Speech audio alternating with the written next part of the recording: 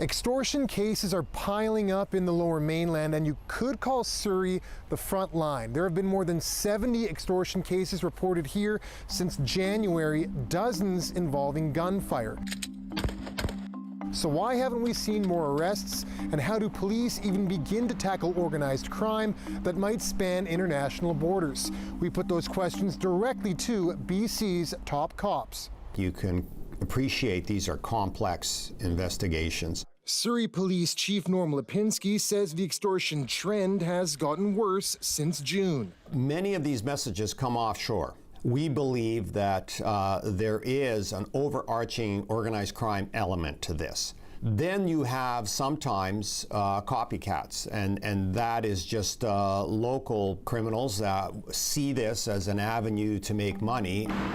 Lipinski says Surrey police are first to respond to any extortion calls in their city, and officers spend a lot of time on the front lines communicating with victims. But some who have received extortion calls have taken matters into their own hands. Some people have moved away, but I encourage people to stay.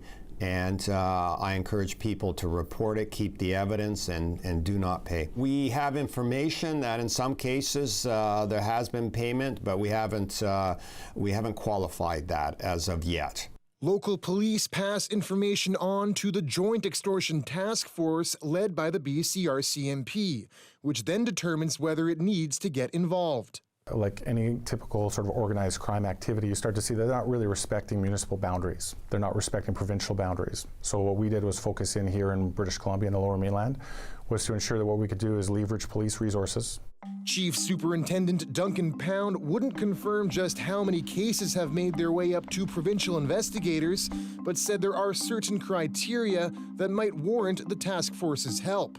To get search warrants authorized, to go in and seize vehicles, to go in and sort of gather that perishable evidence. If there was another area where we were seeing what we believe to be a target group that was particularly violent in terms of rounds into residences or businesses, that might be an area where the task force would try and take a greater role in it. And while the criminal networks involved in BC's extortions might span international boundaries, officers in BC say targeting criminals on the front lines is their most effective tool. Can we find the evidence that would put an alleged organized crime figure in a different country on the phone or into the investigation? It's a huge amount of evidence you'd have to gather, and it becomes much more complicated when you're talking about going abroad. Mm-hmm. So the focus for the task force, the focus for police jurisdiction is always what's the evidence we have here, and let's follow it right to the end. And what we want to do is hold the people that are here in Canada accountable for their actions. But so far, the RCMP reports just 7 people have been charged in 3 separate extortions. Police say the numbers reflect the complexity of each investigation. What we have to also ensure is that we're going by major case management principles. We're gathering the evidence in a way that we can ensure that it's going to be presented in court.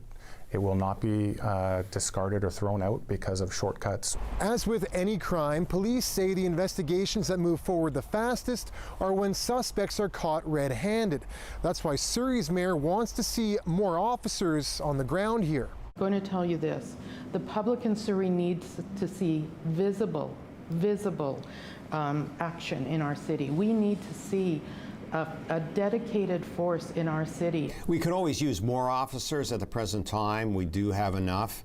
If the files continue to increase, we'll be looking to put more resources into it. Meanwhile, provincial officials say they have faith investigations are progressing swiftly. We have a dedicated team of about 8 Crown Counsel that are specifically focused on the extortion cases.